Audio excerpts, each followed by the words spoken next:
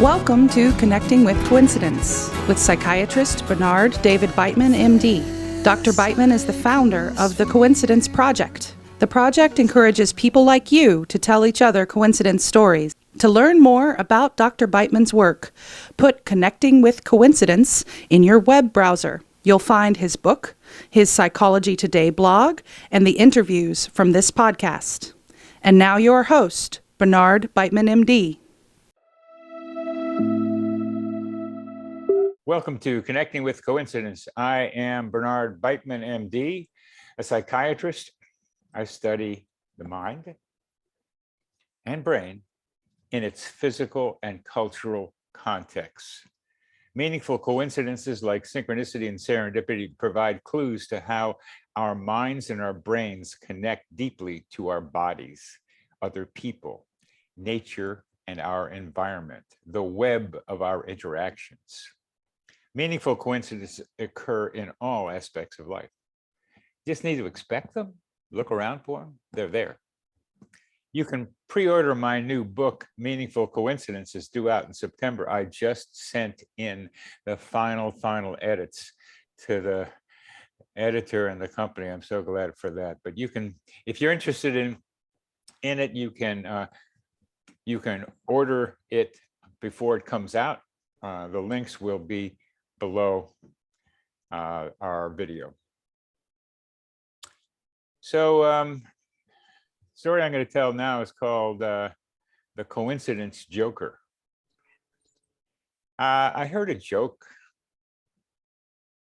The joke was a guy keeps talking about himself. The listener starts looking a little bored. The talker pauses, saying, "Hey, I've been talking a lot about myself. I think it's time to stop." So he waits. And then he says, "What do you think of me?" Well, a few weeks later, I'm walking along the shores of Lake Washington in Seattle with my friend Glenn. We stop. He looks at me and continues talking about himself. He's been talking about himself for quite a while. I feel boredom and irritation spreading through me. He seems to notice. Nice of him. He pauses. Then he says, "I've been talking a lot about myself. What do you think of me?" So in both, the stories state about the guy who was talking, nothing about the person who was listening. So I'm saying, what, that joke again? This time in real life? I laughed inside myself, but who's the joker here? The joke was instructional to me, since it raises an ongoing question for many human relationships, a question that should be around for most of us, at least sometimes. What do you think I think of you? What do you think I think of you? Well, I think we have a wonderful guest here today on the show. She's amazing, really. Dr. Yvonne Kason MD is a founder and the president of Spiritual Awakening International. Yeah, she's had 5 near-death experiences. 5 of them. She's an author, an in-demand speaker, and you'll see why, and a media resource.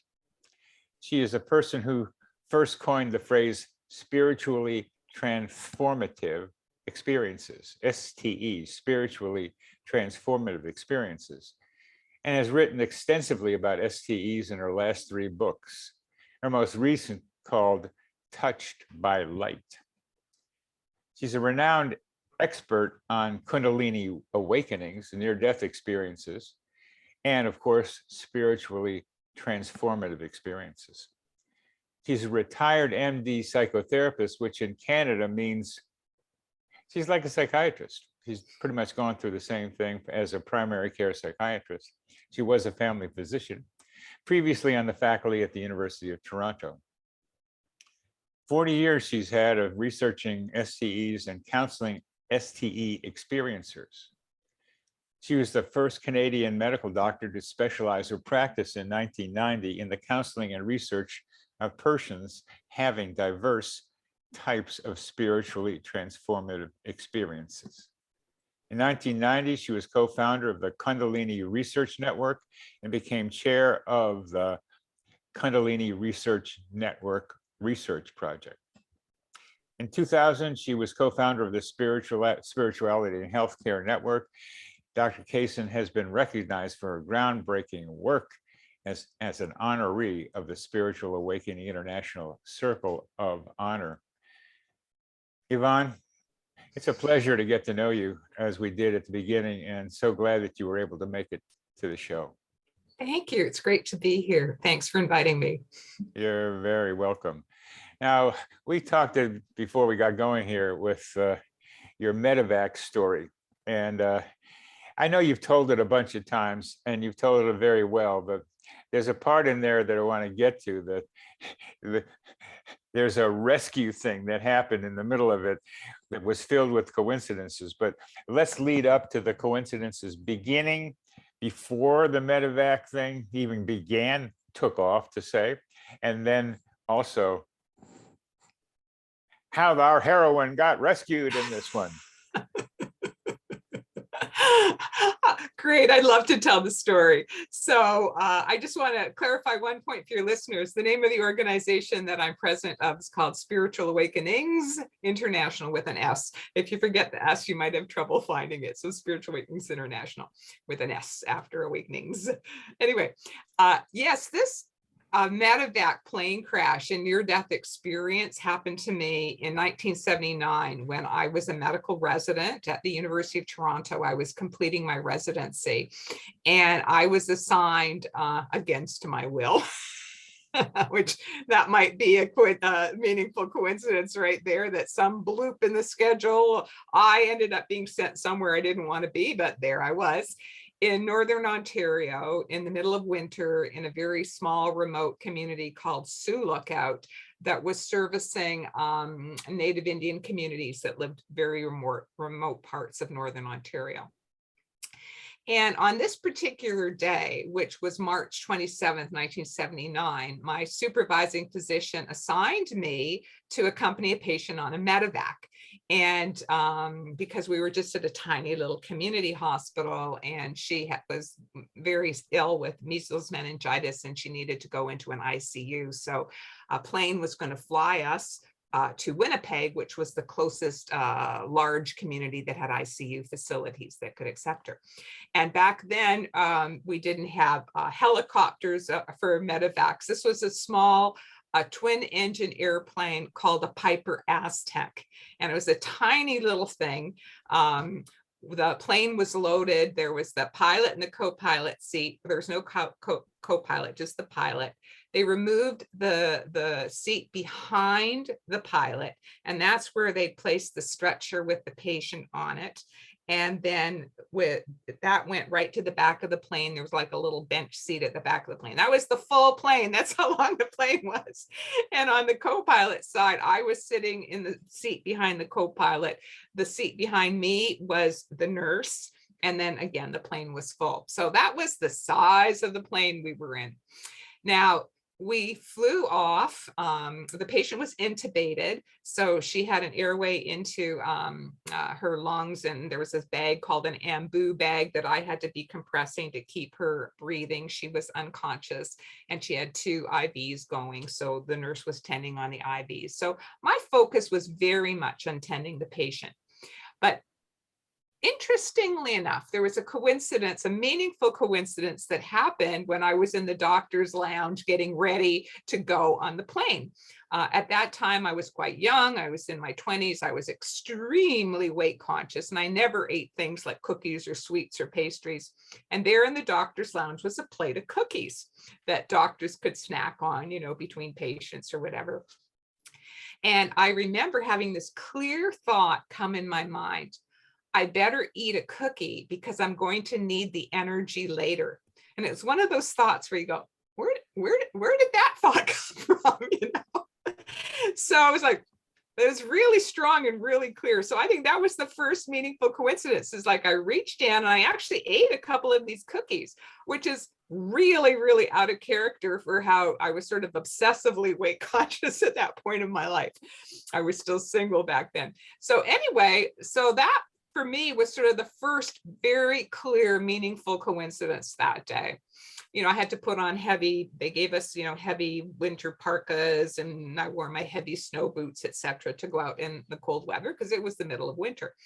So I went out in the plane and I was tending the patient. Other people had loaded her on the plane, but I obviously had to be doing the ambu bag because she was intubated. The plane took off, and we flew into a bad storm, a blizzard of some sort, of winter storm. And there was really, really high turbulence, and the plane was shaking. But I wasn't really looking outside. I mean, I would glance every now and then, but because I was really focusing on looking after the patient who was critically ill. But all of a sudden I could hear, because it was a twin propeller plane. And if you've ever been on a propeller plane, the engines are really loud and you can hear them, right? And I was only like 10 feet away from each propeller. That's how small the plane was. So I could hear a change in the sound, that all of a sudden the one propeller, I believe it was the one on the right, started sputtering to a stop. And I looked out the window and I could see the propeller slowing down. And I mean, you don't have to be an MD to realize this is not good, and so I shouted up to the pilot, "What's going on? What's happening?" And he ignored me, but he was like pushing levers and pulling stuff. And it was obvious that he was trying to restart the engine, right? And he did manage to get it restarted. And then I sort of, okay, sighed a sigh of relief. And then I went back to looking after that patient. And then a few minutes later, I again hear a change in the sound of the engines. And this time it's the left engine, it's the opposite engine, that it now is sputtering to a stop. And I looked up and I noticed that the pilot had lowered our altitude. So we weren't flying so high anymore. We were much lower over the trees. But I just noticed that, which later I found out he did that on purpose in case, something went wrong. And I hollered up to the pilot again, "What's going on? What's going on?" And he's, pulling levers and doing this and doing that, again, trying to start the engine. And then I hear and see that the original one that had stopped now was also sputtering to a stop. So that meant we had no engines. And the plane started going down really rapidly towards the ground, started crashing.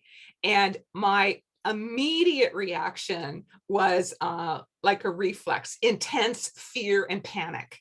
And I remember the thought, it just sort of jumped out of my soul. "Oh God, help, I'm going to die." And interestingly enough, it was right after that thought leapt out of my heart is when what I now know was a near-death experience, when my experience began. So this was before the plane had even crashed. And what happened was, all of a sudden, it was like I could feel a force field of peace descending on me. And it was literally like it was pushing down all of my fear. And I felt incredibly peaceful, very, very calm. My fear had gone. And then I heard an inner voice. Now, I had never heard inner voices before this event. This was the very first time I'd ever heard an inner voice. Except maybe here, eat some more cookies. But that didn't seem like a voice. That was like a thought. Okay, that came through like a thought. Whereas this one, like I was literally hearing a voice, and it sounded like a masculine voice. And I heard the voice, and it said, "Be still and know that I am God. I am with you now and always."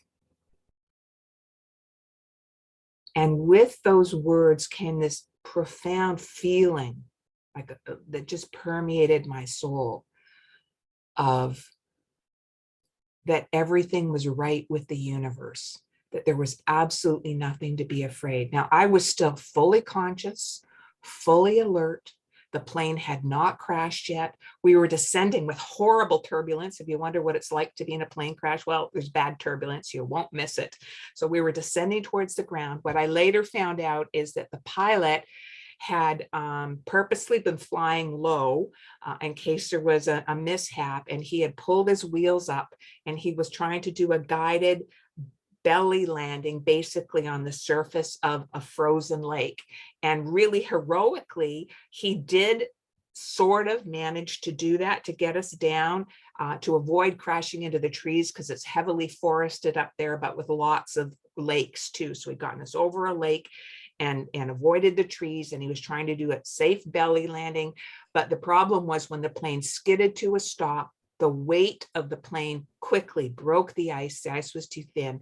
The plane nosedived, and then it sunk into very deep water. So I had to get out of the plane really, really quickly while the plane was sinking. And so I managed to just sort of, with the pilot's help, get the co-pilot's door open. I climbed out. I was already up to my thighs in ice cold lake water, standing on the wing that was underneath the co-pilot's door. And I was trying to pull the patient's stretcher. I was trying to get her floating on her stretcher to come out of the co-pilot's door. And then suddenly the pilot shouts out, "Get away from the plane, it's going down." And I reached in and I got the nurse and I pulled her out because she was trying to push the stretcher from behind. So then the two of us were on the wing and we were trying to pull the patient's stretcher out while the plane nosedived, but we were unable to. And the plane suddenly just did its nosedive and down into very deep water. So unfortunately, we lost the patient. She went down with the plane. But the nurse, the pilot, and I were now in open, frigid water. And the place that we had crashed, we later found out, is called Devil's Gap. That's actually what, that's what coincidence right there, a meaningful coincidence. And Devil's Gap. Devil's Gap on Lake of the Woods, close to Kenora. And it's called Devil's Gap because it has a really, really strong current there, which makes the water very treacherous in the summer and in the winter. And in the winter, the ice never freezes there. So of all the places for us to crash, if we'd been somewhere else, the ice was thick, we might have been fine. But nope, we crashed right at the edge of Devil's Gap where the ice was thin, plane sunk. And in order to get to the closest land, we would have to swim from where we were across the Devil's Gap. So 200 yards of open water with a fast moving current in a winter storm, in heavy winter clothes, in order to get to the closest. Let's pause for a commercial break here for a minute. I mean, there are the three of you in the currents of Devil's Gap, 200 yards away from where you need to get to, but you have to swim through a heavy current to get to any place. In winter clothes. In winter clothes, in icy water, which just in heavy winter clothes, but I don't know how you move in that. So give us a little bit, who are a little more south of you, how far north in Canada this was. Okay, think Minnesota. All right. Think the north end of Minnesota. That's approximately where we are. We're across the lake from the north end of Minnesota. All right. So it wasn't way up there in the north. Okay, no. But it was still cold enough. Yeah. Think of northern Minnesota in the winter. That's pretty darn cold. Yeah. Yeah. So there I was, the pilot, the three of us were in the water. The pilot started shouting out, "Try to get on the ice, try to get out on the ice." Because if we looked away from land out towards the lake, you could see some ice that way, but we didn't know how thick that ice was. Yeah. And again, I heard a voice in my mind and it said, "Swim to shore." And I remember this so clearly that, I wasn't used to, I now call it higher guidance, but I wasn't used to it back then. So I, in fact, argued with it. I remember in my mind thinking, I'm not going to swim to shore. I took lifeguarding and they tell you in a boating accident not to swim to shore, that you're going to drown on the way to shore, that you're supposed to stay where you are. So I literally mentally argued with my inner guidance, which was a learning lesson for me. Anyway, I tried to get on the ice. I swam towards the ice. And you have to realize when you're wearing heavy winter clothes, like a heavy parka and snow boots, they're like lead weights pulling me down into the water. So it was a lot of effort to even get over to the ice to try and get on. And another meaningful coincidence, I was an extremely strong swimmer at that point in my Oh, I life. didn't know that. Yeah. I used to do swimming laps. Front crawl is my favorite form of exercise. I was certified as a lifeguard and a swim instructor since I was a teenager. So I was a very, very strong swimmer. Again, another meaningful coincidence that kept me alive in this crash. Anyway, as I tried to get on the ice, every time I got my arms on the ice would break just from the weight of my arms. And there was just no way that I could crawl on. And I was getting more tired and more tired with the effort and the kicking of trying to get on the ice. And the voice repeated, swim to shore. So the third time the voice repeated, swim to shore, I finally surrendered to it and started swimming to shore. Now I hope I would realize when I get that kind of guidance to listen the first time rather than having to wait till the third time. So I turned and I started swimming to shore. Now it was a very long and a very difficult swim. And somewhere in the process of swimming to shore, I started going under, that just out of exhaustion, I would go under and my throat would fill with water, and I would just use all my strength and all my willpower and all my adrenaline to try and claw my way up to the surface again to get my mouth above water and, try and breathe some air in and then to continue swimming to shore. So it was a very, very difficult swim. Where were the pilot and the nurse at this time? At this time, they were still trying to get on the ice unsuccessfully. All right. And then partway in swimming to shore is when, now I can use the vocabulary, my near-death experience deepened, but I'll describe to you what I experienced. So I'm partway to swimming to shore, and all of a sudden I hear this loud inner sort of whooshing or noisy roaring sound, like the roar of a waterfalls. And I feel my point of perception just rise up above my body. And suddenly, my body's still alive. My body's still swimming. I'm finding most of my consciousness about 20 or 30 feet above my body. But it was more complicated than that because now with split screen TVs and Zoom, people can get it. It was like there was the largest part of my consciousness, which is like the big image on the screen, was up above my body. But there was still a small part of my consciousness, like a small screen in the corner of the big screen, that was still in my body. So actually my consciousness was two places at the same time. It seems inexplicable, but that is what I was experiencing. But most of my consciousness now was up above my body. And then the bulk of my consciousness rose higher. And I went into this state, it's hard to use the words. What I experienced was profound, unconditional, powerful love while I was also experiencing beautiful white light. Many people talk about it as the white light realm. And I purposefully said that last because the most powerful part of it for me was not the light, it was the love. The powerful, unconditional love that I was feeling. And yes, it was in a space that was filled with light. And the best that I have been able to find that somewhat is similar to what I experienced in this light-filled, love-filled realm is when you're in a plane that's rising and just at the top of the clouds before it's going to go into the sunlight above the clouds, where it's all sparkly and bright and diffused white light around you. That's what it was like when I was in the white light realm. It was diffused, it was beautiful. But the most powerful part was what I was feeling. I felt this profound, unconditional love. And I was home, that all was right with the universe, that all was perfect. And for an instant, I saw a face of light, and then it sort of disappeared into the periphery, the cloud-like periphery. And I just somehow knew things when I was in this realm of light, not because they were spoken to me or told to me by somebody or something. I just somehow knew. It's like I knew that what I was experiencing was the profound unconditional love of the higher power, or what I had been taught in my religion of childhood to call God.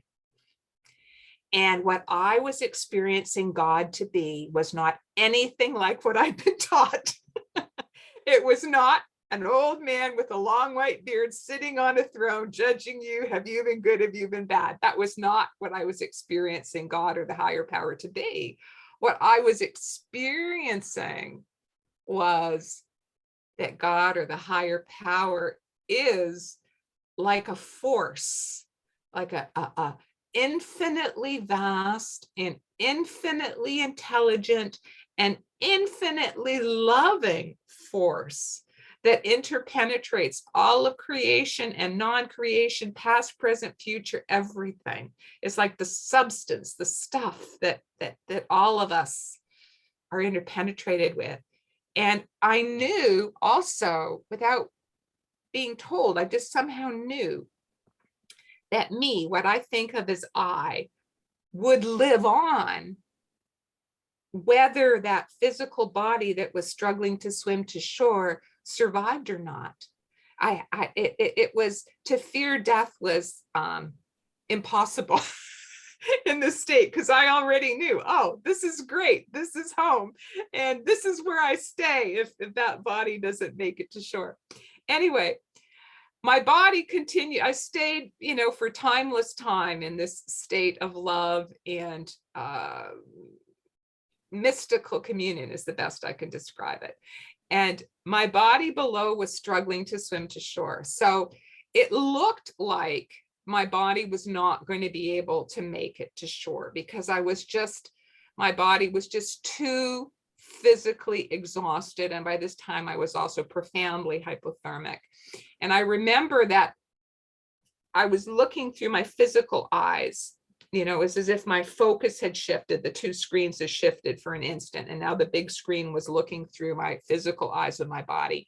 And I saw that I was about 20 feet from shore, and the strong current was carrying me to the right. And I knew I couldn't make it. And I remember thinking, okay, guess I'm going to die.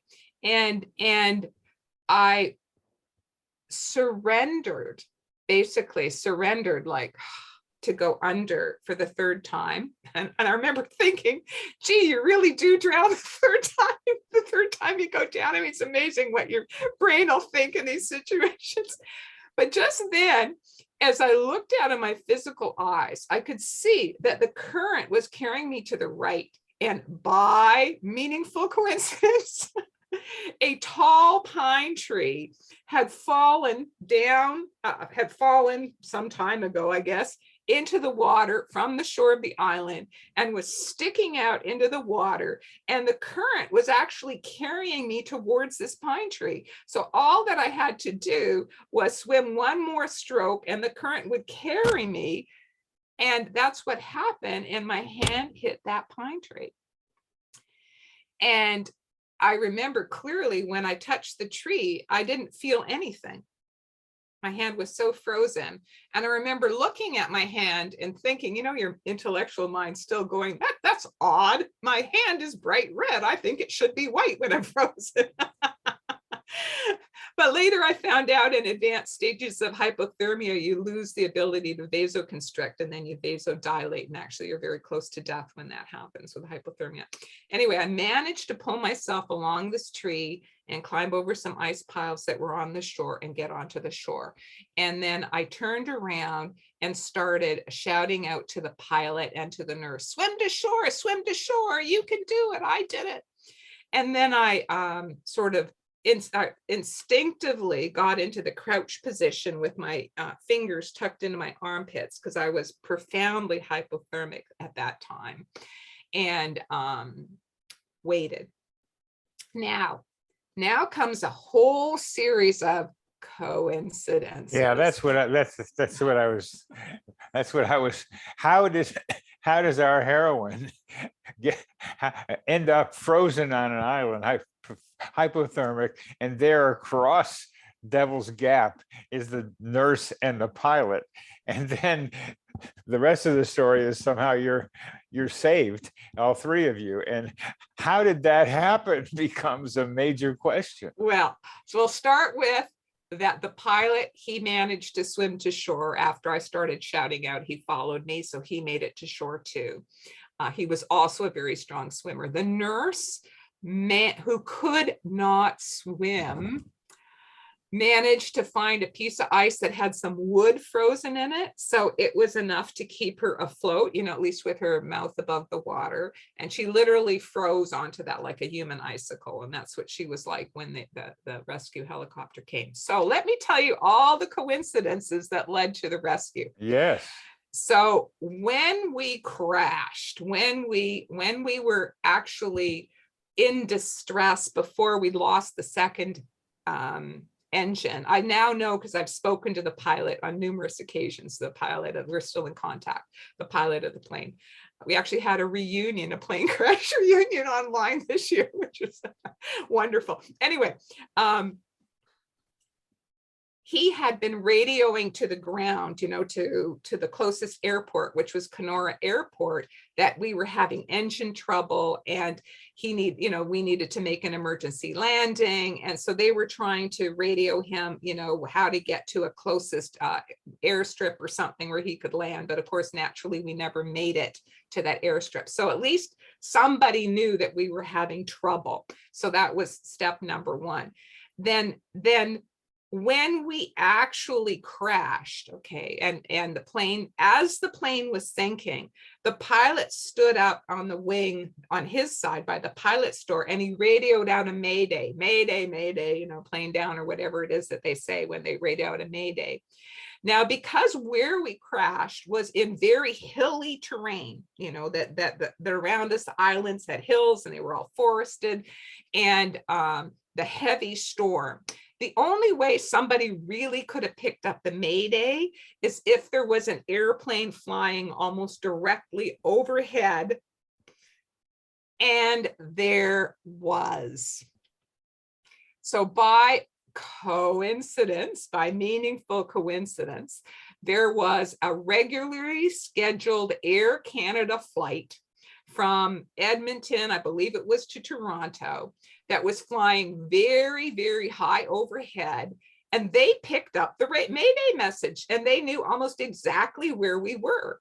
So they were able to radio down to the ground. So the Kenora Airport got the message that, oh, this is approximately here, there is the plane that's down. So how's that for number one in a series of meaningful coincidences? There's more? Oh, yeah. So okay, so they know where we are, but how approximately where we are and that we have crashed. But how are they going to get to us? We swum to an island, right? It was not accessible by skidoo, which is what a lot of people use in the winter because there was open water next to the island. It was not accessible by boat because, there's ice before you get to the water. It's not accessible by road because there were no roads to the island. So the only vehicle that could possibly have rescued us was a helicopter. Helicopter, yeah. And normally there are no helicopters anywhere in this area.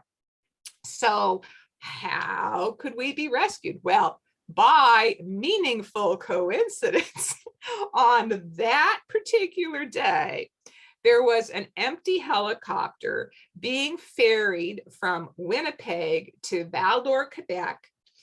And it ran into the same snowstorm that we did. So it decided to land until the storm had passed, by coincidence, at what's called the Ministry of Natural Resources base, 5 miles from where we crashed. And And it had just landed. Yep, it had just landed. And was starting, the helicopter pilot said he was starting to, like cover up the propellers and all the things he does. He went inside the base and met the pilot who was in the base, who he'd never met before. He still had the radio on, the aircraft radio or whatever frequency they have on at the base. So they heard the message from Kenora Airport. We just got a mayday that there's a plane down in such and such a location. Is there anybody nearby who could look for them? And these two fellows, their name is Bob Grant and Brian Clegg. They'd never met each other, two pilots. They didn't even think. They both went into the helicopter and they immediately went to where the plane was reported to go down, and they started looking for us.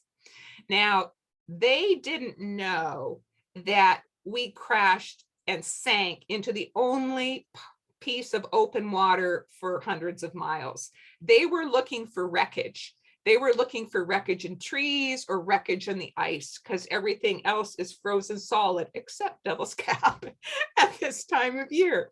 So their first flyby, they didn't even see us, like they just kept on searching. You have to remember, this is in a storm with blowing snow, and they're looking for wreckage. They didn't see any wreckage. They didn't see us huddled under the trees in this fully forested island, or the nurse like an icicle in this open water.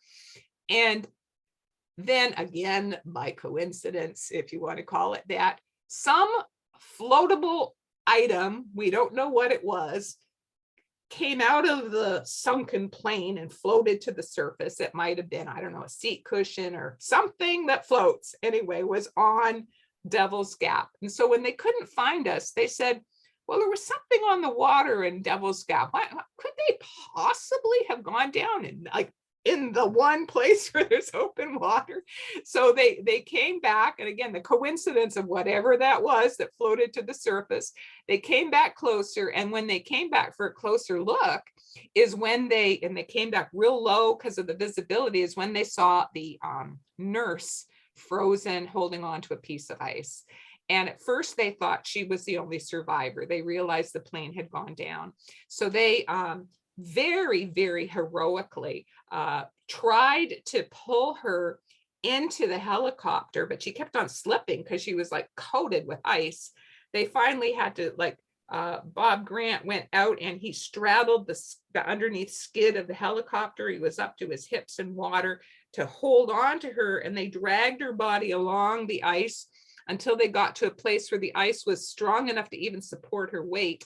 Then Bob managed to sort of wedge her into the co-pilot seat, but then he couldn't get in the helicopter. And so how they actually flew with her to the closest hospital, which was Kenora Hospital, was that Bob was standing outside the helicopter on the strut, sort of wedging the door shut to keep the nurse's body in there, while Brian flew the helicopter to Kenora Hospital. Man, really, really heroic rescue. So they brought her there, and then the two of them said, well, let's go back and see if there's anybody else. And I have to tell you that when the pilot, whose name was Jerry Krushenski, and I, who were waiting on shore, freezing to death, when they left, when the two left, when we saw the helicopter, we were waving and waving and shouting, but actually the helicopter was facing away from us.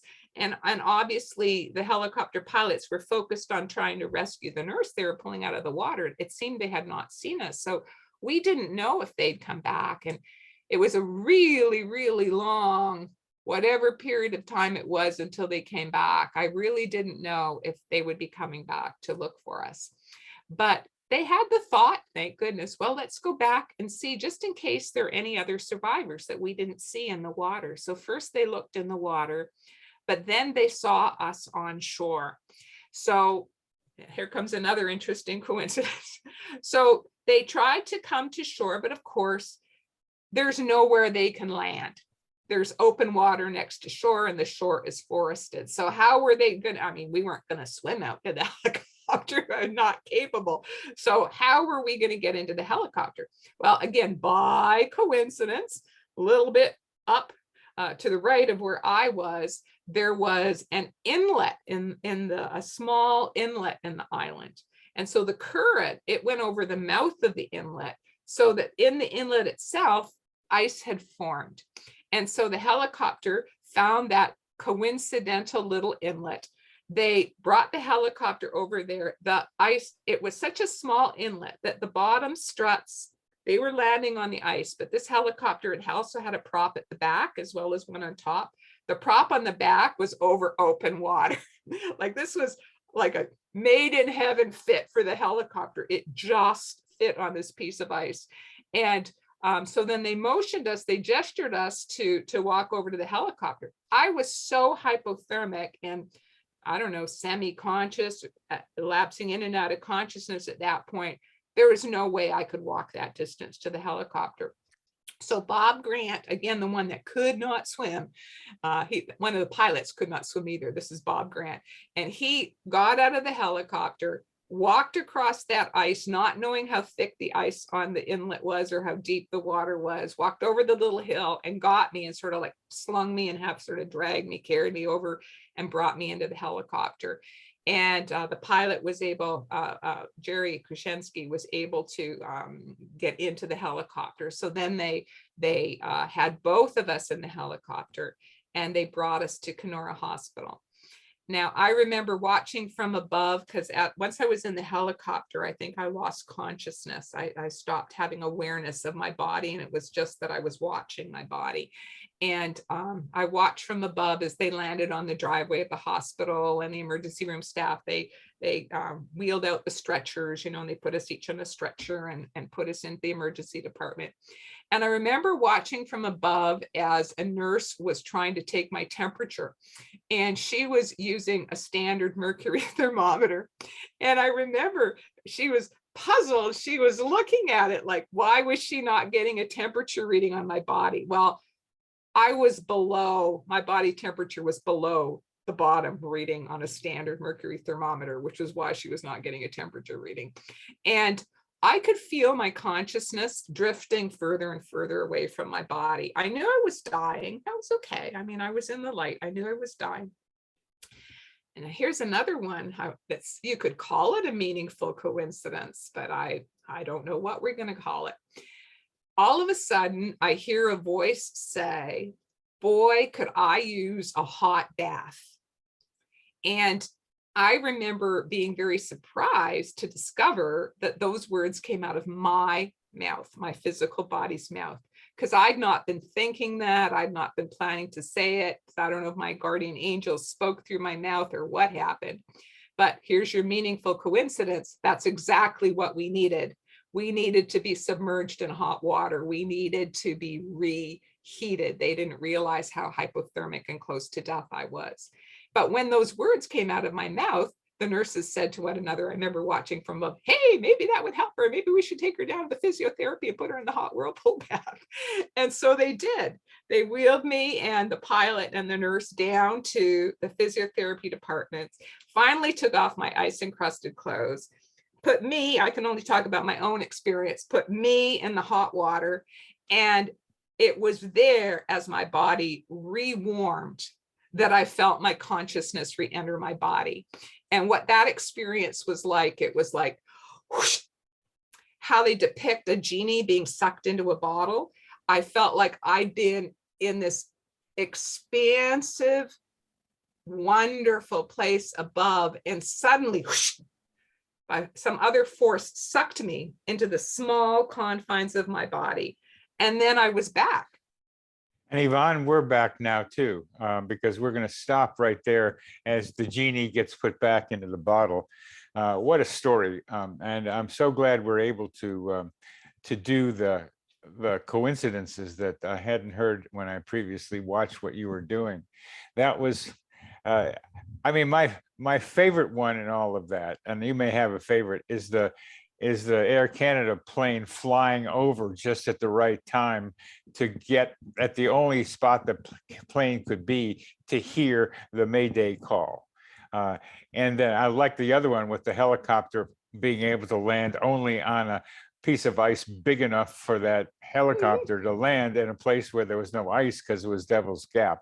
But there were more of them, and I'm not going to try to repeat them, and our audience can look at them. But those are the two that stand out to me, besides being a good swimmer and getting over there and hearing about your near-death experiences. But I think what I want to lead into here is, what are transformative spiritual experiences?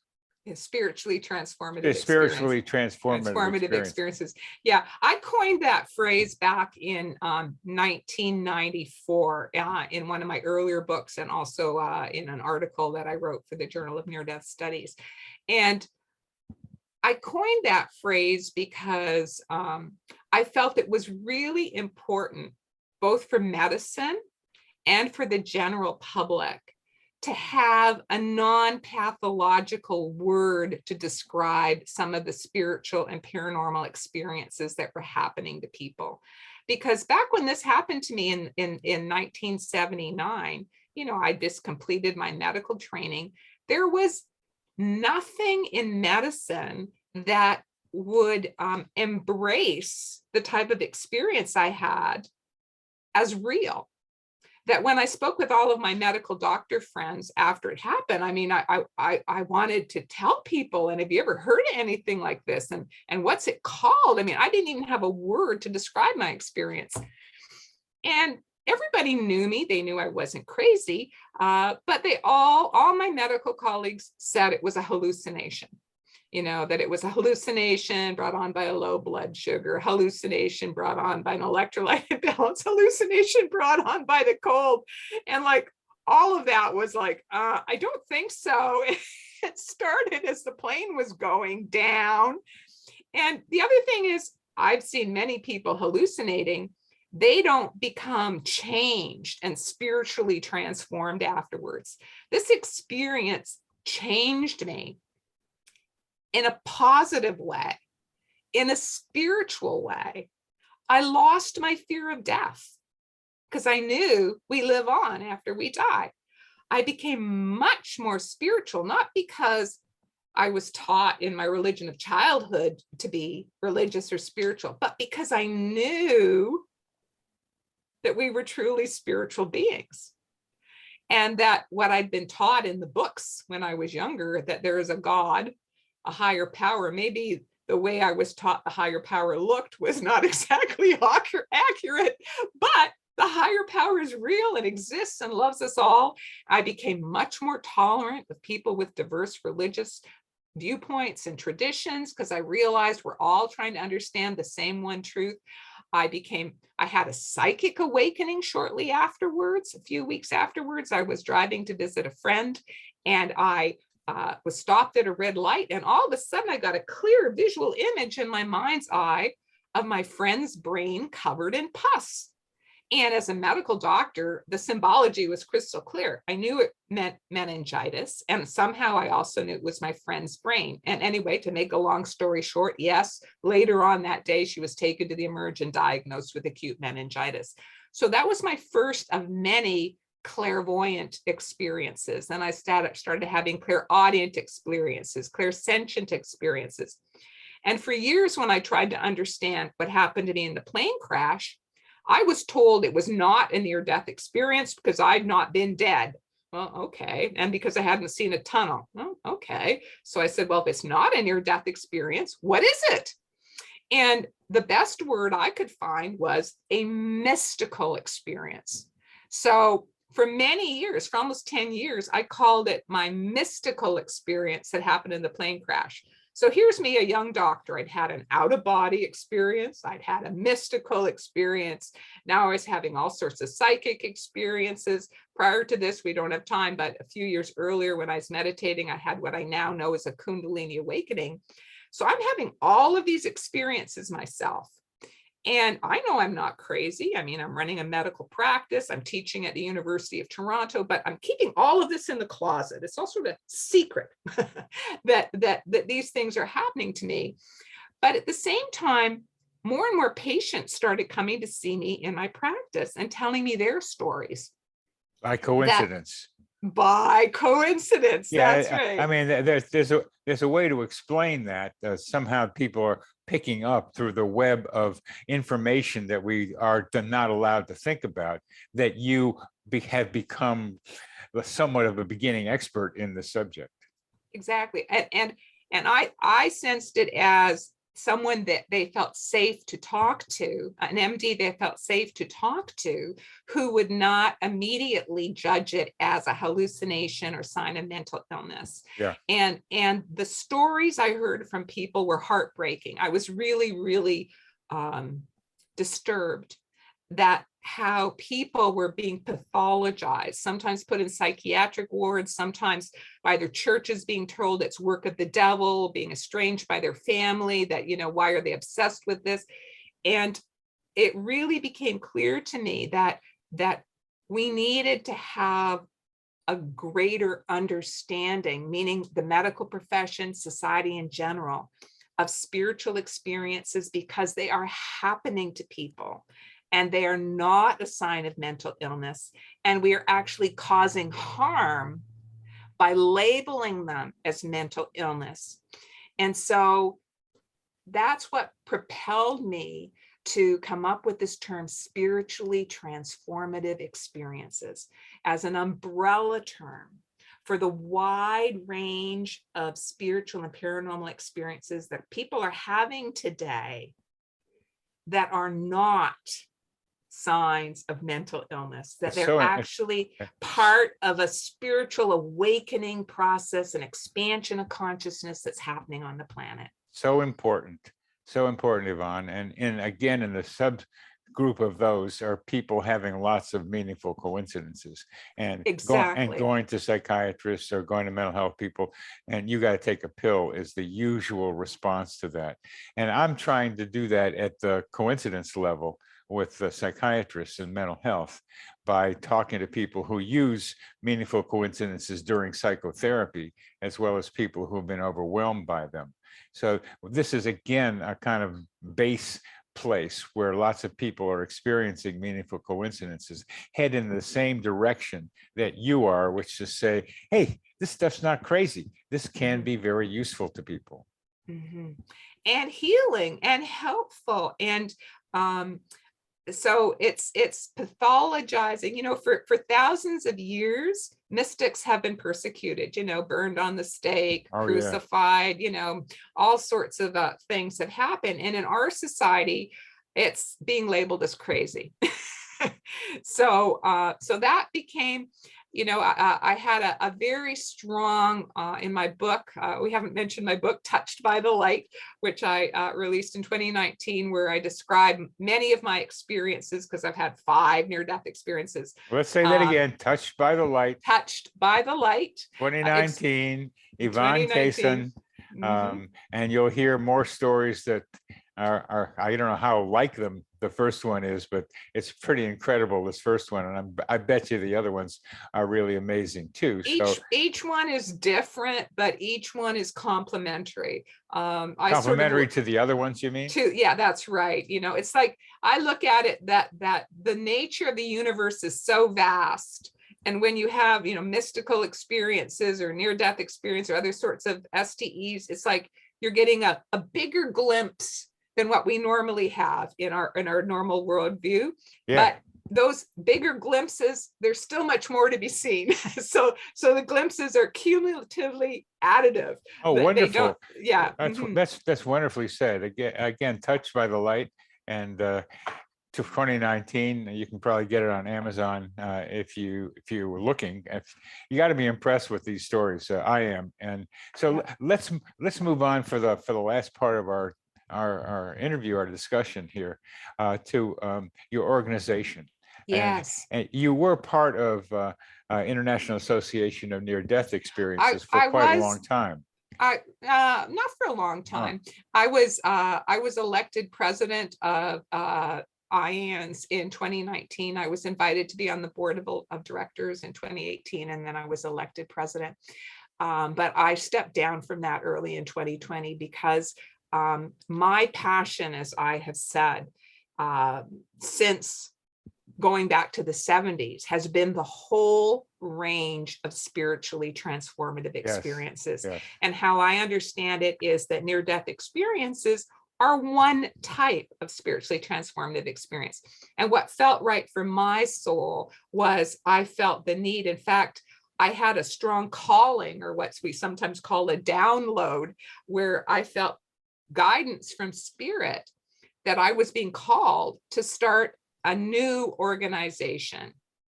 And I was even given the name of the organization. This happened in July of 2019. I remember it clearly. I was given the name of the organization, Spiritual Awakenings International. And It's an S. Spiritual Awakenings International with an S. That's right. And I didn't know how I would do it or when I would do it, but all I knew is that this resonated with my soul, that this was a fit for me, that just looking at near-death experiences was too narrow a focus. And so it all came together in 2020 with a whole series of coincidences, which could be a whole other TV show, a whole other episode. But I happened to meet by coincidence Robert Baer, who was nominated as vice president. We didn't know each other before. Vice President of Alliance. Alliance. That's right. That's how we met each other. Again, International Association for Near-Death Experience. I was nominated for president. And so I said, well, let's see if we could run as a slate, because there were other candidates. And once we started talking, it was actually Robert who got the download first. He says, you know, Yvonne, I'm just getting this strong intuition that we're meant to start another organization looking at all of STEs, or spiritually transformative experiences. And I, of course, said, well, I'll have to meditate on that. And then when I meditated on it, bang, I got my download and said, yep, that's right. That you know, we'll do our best for IANS while we're president and vice president, but sometime in the future, we both felt really strongly called that we were to found another organization. Well, as it turned out, by coincidence, again, we both were clear by March of 2020 that we wished to step down. We were elected as president and vice president of IANS. We stepped down, very cordially wish them well, but we feel called to start this new organization. So together in June of 2020, we launched Spiritual Awakenings International as a nonprofit global network. We're incorporated as a 501c3 nonprofit charity in the United States. And our mission, our vision is global, international, because we know that spiritual awakenings is a human phenomenon. It's happening to people all over the world. And we're focusing on all types of spiritually transformative experiences, all types. And our goal is to raise awareness of all these types of STEs, spiritually transformative experiences. Secondly, to facilitate networking, because so many people or groups are sort of isolated out there, and they don't realize that by invisible fingers or meaningful coincidences, there are many groups all over the world, and we actually are a network. And if we can connect with each other, we can strengthen each other and form a stronger mesh that is helping to raise awareness, raise consciousness on the planet. If you look at the mission statement of the Coincidence Project, it is just that, to connect with people like you and your organization. So there must be other people wanting to do the same thing, and I'm glad you're such a hub in this idea. We can be one of the spokes for what you're talking about. Because yeah, absolutely. And you know, the third prong of our mission is sharing experience. Oh yeah. So this is a safe place where experiencers can share their experiences. You know, like it's a safe harbor. You're safe here.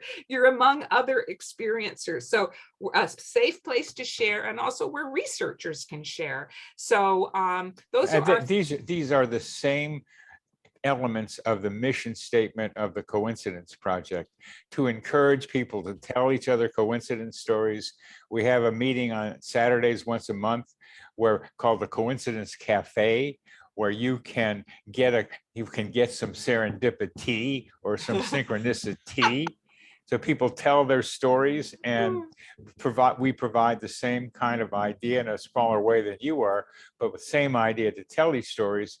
And I want to get to a place where we can get a little cash and start doing some research on coincidence stories, because I want to use computers, to use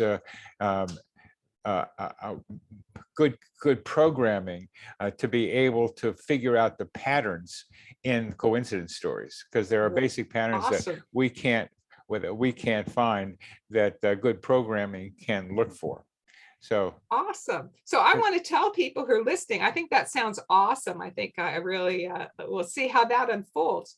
And then we'd be interested in hearing your research results in Spiritual Awakenings International. But I want to tell people what we have going on at Spiritual Awakenings International. We have a great website with a lot of information about all different types of spiritually transformative experiences. And for a lot of people, just even getting an accurate name for your type of experience is profoundly healing. And so my book tries to do that for meaningful coincidence, a subset of what you're talking about. That's right. I have plenty of labels so that people can identify them, and also the ways in which people tend to focus more on one kind of coincidence than the other. Like some people like them interpersonally, some people like them for scientific investigation. So we have labels for those type subsets of people. Labels, as you know, as a doctor, are very important. Yes. And in my books, I give the labels for the different types of spiritually transformative experiences. Yes. Like all the different types of mystical experiences, all the different types of psychic, intuitive, and out-of-body experiences. So Kundalini and spiritual energy awakening, inspired creativity. So I've got the near-death experiences, after-death communication. So those definitions are in my book, Touched by the Light, but they're also most of them are on my Spiritual Awakenings International website. So a lot of people tell me, wow, just reading your website, I suddenly realized I'm a multiple STE experiencer. I didn't even know there was a name for that type of experience. That is so cool. So cool. And then we have events. So we have monthly events. We have a featured speaker event, always the third Saturday of the month. We have our SAI Experiencers sharing circles the first Saturday of each month. This is all online and it's all free. We've also now started in Spanish. The second Saturday, we have speaker events and we have sharing circles in Spanish.